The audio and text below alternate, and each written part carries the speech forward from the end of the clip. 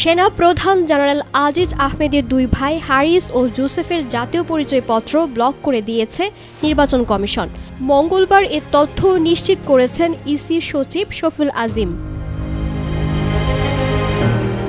তিনি বলেন, তারা দুজন দুইটি করে 4টি এনআইডি করেছে। এগুলো সবকিছু নিয়ম কানুন না মেনে করা হয়েছে।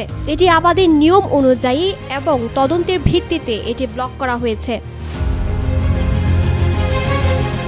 ইসির জনসংযোগ পরিচালক মোহাম্মদ শরীফুল আলম জানান, সাবেক সেনা প্রধান জেনারেল আজিজের দুই ভাই হারিস আহমেদ ও তুফাইল আহমেদ ওরফে জোসেফের করা 4টি জাতীয় পত্র বাতিল করেছে নির্বাচন কমিশন। দেশে তারা জাতীয় পরিচয়পত্রের কোনো সুবিধা পাবেন না। ভোরের পাতা।